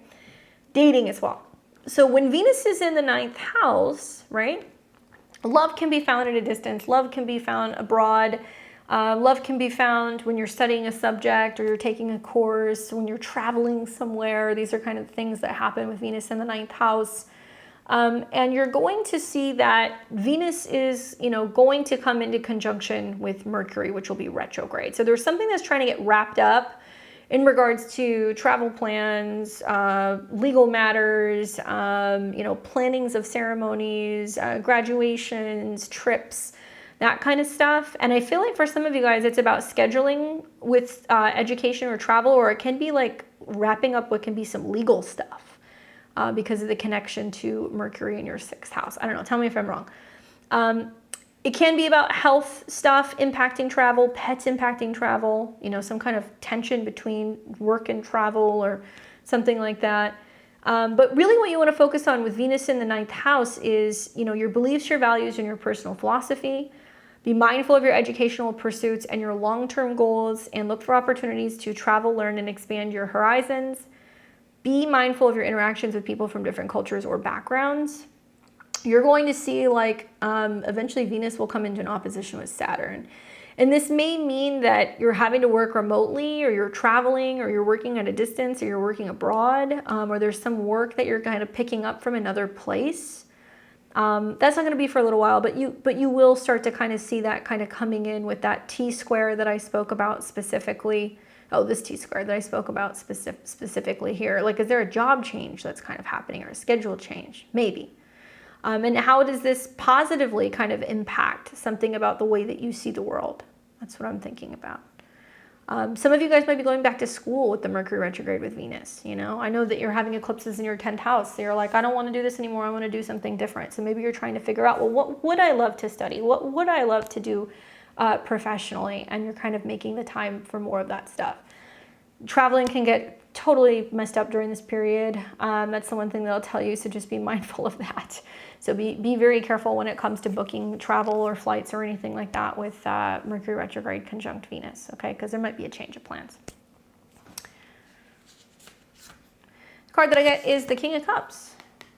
Is there a romantic connection at a distance? Once again, Scorpio, Pisces, or Cancer energies come up with this, but this is Kings are the most evolved version, so it can be a really gentle, kind, compassionate kind of partnership that's coming in. Somebody who's devoted, emotionally connected, mature, balanced, intuitive, supportive, and empathic. 9th house can be romance at a distance, but it can also be a teacher, a mentor, somebody who is kind of like a guru, or somebody who comes in to kind of help you and feel inspired and make like a better decision when it comes to how you see relationships or how you see your career or your life kind of unfolding. Good card. Good luck, Capricorn. We've got Aquarius and Aquarius rising. You guys will be experiencing Venus's transit through Virgo in the natal 8th house. Obviously, the 8th house is, it's about healing. It's about transformation, regeneration, joint resources, taxes, inheritances, intimacy, psychological changes. And Venus rules your 4th house of home and family. And it also rules your 9th house of travel, belief system, and philosophy. So interesting stuff with a Mercury retrograde in your 8th house. You're already reworking something about your karmic entanglements with romantic partners or your children or your finances, right? That's already happening. And maybe you're having to rewire your mind in how you look at your relationship to other people's money, or how other people can kind of better support you. Obviously, one of your chart rulers, Saturn, is in your 2nd house this year. So there's a lot of like, I'm not going to put it all up. Other people can put it up, or other people can help me. Or, you're trying to kind of receive funding or receive support from other people. And I think that's interesting because this can be like a negotiation process with Mercury retrograde in the 8th. But Venus rules home and family and kind of legal stuff. So there can be legal documents and things that you're signing, things that you're agreeing to, when it comes to home and property. There's something that's getting reworked about your budget, or maybe you're trying to refinance something like connecting to your mortgage, or you're dealing with an investment or, you know, an estate matter. But for you guys, you know, this is about focusing on intimate relationships and shared resources. Be mindful of your financial and emotional needs at this time. Look for ways to deepen your understanding of yourself and others, and be mindful of your ability to let go and transform. Whenever planets go through the 8th house, they go through a transformation. So Mercury is the mind and Venus is resources. So all of those things are kind of getting reconfigured right now. The card that I got for you is the Two of Swords. To me, it feels a little indecisive, right? And I think part of that is maybe because Mercury is still, you know, going to go retrograde and square Uranus, which is your other ruler. So you know that there is still some sense of reworking something when it comes to a home or a financial matter that you're still working out with other people, and it might kind of still feel up in the air a little bit. But I would say let it play out anyway. I mean, the Two of Swords is about difficult decisions. So you may be one of the signs that's like, I'm between a rock and a hard place. Weighing your options, you know, this can be about doubt and inner conflict. This is about hidden information, confusion, and going back and forth and being in between something. Well, hidden information is very Mercury retrograde in the 8th house. So perhaps there is some changes going on with somebody else's money or resources, and you got to wait until Mercury conjuncts the sun right around the time of the full moon in Aquarius, closer to like the 19th of August before some of that stuff is revealed. Maybe pump the brakes a little bit before you make a decision. See what kind of pans out and what happens as Venus goes through the 8th house. I think that money talks, and if people are telling you they're going to give you something, or if you're owed something, or they're paying something back, or they're going to be investing something, you need to actually see them follow through. And you'll really see that as planets start to come into opposition with Saturn in your 2nd house. Okay, so don't make any big financial moves right now, because not everything is kind of in order quite yet. Good luck. And we have Pisces and Pisces rising. You guys will be experiencing Venus's transit through your natal 7th house of relationships. Venus rules your 3rd house of communication, learning, and short trips, siblings. And it also rules your 8th house of joint resources, hidden influences, change, transformation, and intimacy. Well, Venus going through the 7th house is not a bad transit, you know, especially with Mercury there. Mercury rules your 7th. So I'm particularly interested in when Mercury retrogrades and it comes in conjunction with Venus, because I feel like for you Pisces, this is going to be like, you know, if you had a falling out with a female family member, they're going to call you back, you know, be like, hey, let's talk. If you are going through, you know, a difficult time in a relationship, you may sit down and try to mediate. You may hear from an old coworker that you used to work with. Any of these things can kind of pop up, but you know, Mercury going retrograde in your 7th house, there's a change going on in a relationship and how other people kind of communicate. And I think with Venus retrograde conjunct, Mercury retrograde conjunct Venus in Virgo, they could call you up and say, I'm sorry, I was being such a jerk, you know, and how can I fix it? And how can I, you know, be better? And what do you need? You're supposed to be really leaning into Saturn and Neptune in your sign, where you're becoming very clear of your boundaries and your needs. And for some of you guys, it's that you have really, really, really strong expectations from relationships. And so partners can feel like you're being super critical. For other people, there can be a sense of not practicing enough boundaries. And so, you know, some of your partnerships will kind of run amok during this time. They could have, you know, health issues. They could have productivity issues. They could have job issues. They could have, you know, bad habits, drug habits, and things that can kind of come up. And there can be lots of changes just going on with relationships. So just be mindful of that particular conjunction, because it looks a little spicy. I do think you might hear from people from the past, especially because these planets will go through the 7th house in square. So there can be some test of whether or not you move forward into, you know, to new relationships, or you're going to get kind of stuck in the past. And if it's not relationship oriented, it's most likely going to be about a relationship that you have with either somebody you work with or with a sibling, and you're kind of going back and forth about something. Now, for Pisces specifically, I put focus on your relationships and your partnerships. Be mindful of your interactions with others and make sure they're balanced and harmonious. Look for ways to improve your communication skills and your ability to compromise, and be mindful of legal matters and contracts. Anything you sign, you know, people might be promising you things, but have they been promising you things that don't happen? You know, is somebody making some kind of, you know, proposal? You know, do you really need to kind of read through the fine print, especially when there's any financial terms or leasing terms or anything revolving around vehicles? You know, make sure you really read the fine print, because something can be almost too good to be true, right? The card that I got for you is the Knight of Wands. You're like, I'm going to do it anyway. I love you guys. You Pisces, you guys are like, oh man. So courageous, energetic, charming, passionate, adventurous, free-spirited. This is about also, you know, kind of diving into something. So you might be like, let's do it anyway. But Mercury retrograde is asking you to reevaluate your patterns in relationships, and are you repeating the same patterns, right? And so there can be this sense of like, well, do I, you know, take this person back, or do I get back into this relationship, or do I keep going down this path, or do I kind of like forge my own way and I go in a different direction? And you're going to be weighing those options. But it does look like that there is some major action taking place in regards to a relationship that you will be having with another person. Okay? Let me know how that goes, especially the squares to Jupiter. My goodness. And also when later in the month, when you have Venus opposed Saturn square Jupiter, it seems like there's a definitive moment between a relationship or another person and where you're living that's kind of brewing. And you're going to have to make a call as to whether or not you're going to take that jump. All right, guys. Well, I hope that was helpful in giving you some insight for the week ahead for August 4th through the 11th. Remember, as Venus moves through Virgo, we're encouraged to embrace a more practical and grounded approach to relationships. Good things are worth kind of working hard on and fixing or cleaning up. Focus on acts of service, self-care, and personal growth. We want to be all about our health and habits and becoming the best version of ourselves this week. And try to be patient and compassionate with yourself and also with other people as we navigate this period of introspection and growth. Thank you so much for joining me on my channel today. I appreciate your support. I can't always get back to your comments, but I appreciate them. I read them. Don't forget to give me a thumbs up if you like this video. Consider sharing this work if you feel like it could help somebody else who needs some insight as to what the heck is going on in the cosmos this week. If you found this video helpful, and please consider subscribing. This week we hit 36,000 subscribers, which is awesome. We are on our way to 50,000 subscribers. That is my goal, hopefully at the end of this year. So please do subscribe if you want to stay up to date with my videos. I'm here every Tuesday, Thursday, Friday, and Sunday. We will be doing live tarot readings this Friday. It's coming up, so make sure you check out the community tab for that. We'll be posting that information.